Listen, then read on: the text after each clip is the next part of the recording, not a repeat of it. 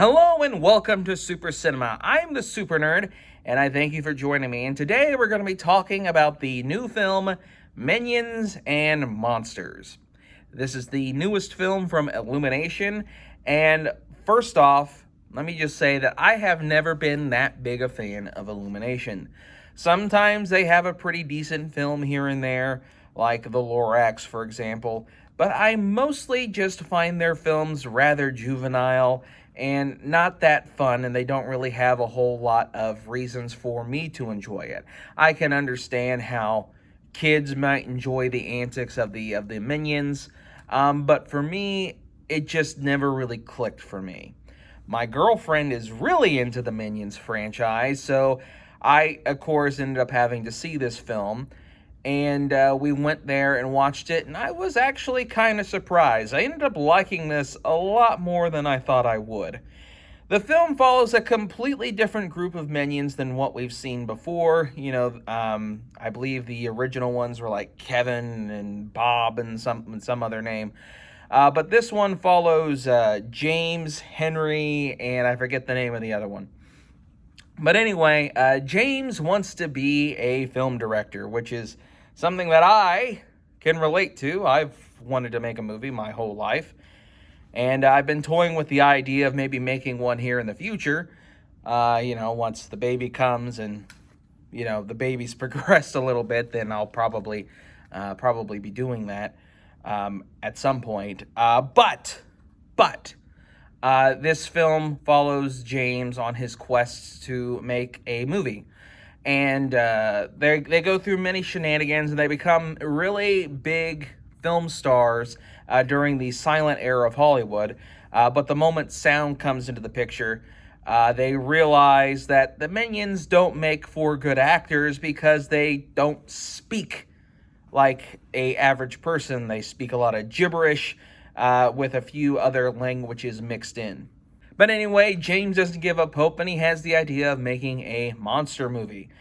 So he accidentally unleashes a monster named Gooby, a Cthulhu-inspired monster voiced by Trey Parker of South Park, which was very distracting because every time the character talked, I just heard Saddam from the South Park series.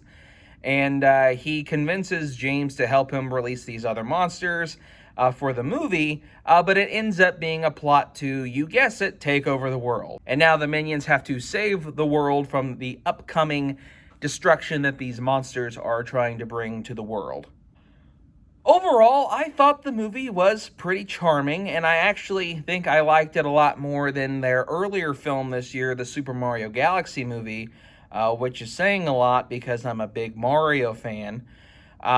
And I also just felt like there was a little bit more, heart in this one, I guess would be the proper term for it.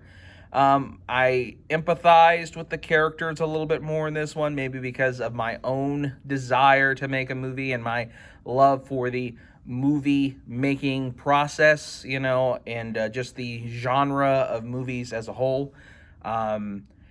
And I just really thought this film it's probably the best of the, Minion Despicable Me franchise, in my opinion.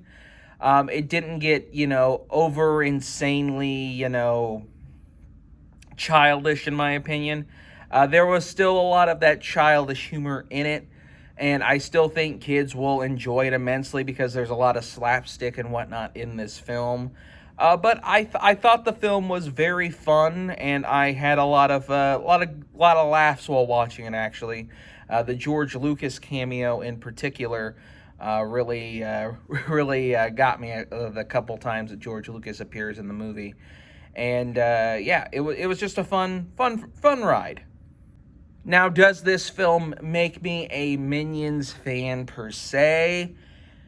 No, not necessarily, but I think I've come to tolerate them more now that I'm not this everything has to be Pixar, everything has to have a message, style critic that, everyone was back when these movies first came out, because we were all just so spoiled with the initial golden era of Pixar, that we all kind of forgot to have fun with it, and have laughs along the way.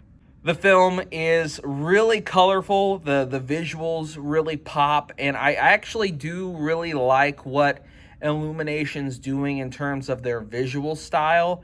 It really looks nice. The animation is very fluid.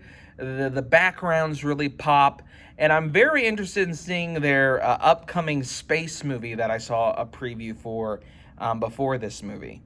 Overall, I would say that Minions and Monsters is a fun little film to watch, especially if you're trying to beat the heat this summer and want to take your kids to something fun. I think Minions would definitely be a good choice to have. There is also Toy Story 5, which I haven't seen yet, so I can't give an opinion on it.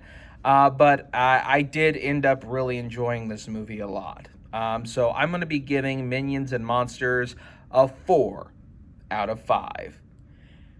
Thank you guys so much for watching. If you enjoyed this review, be sure to hit that like button and be sure to subscribe so that way you don't miss out on any future videos.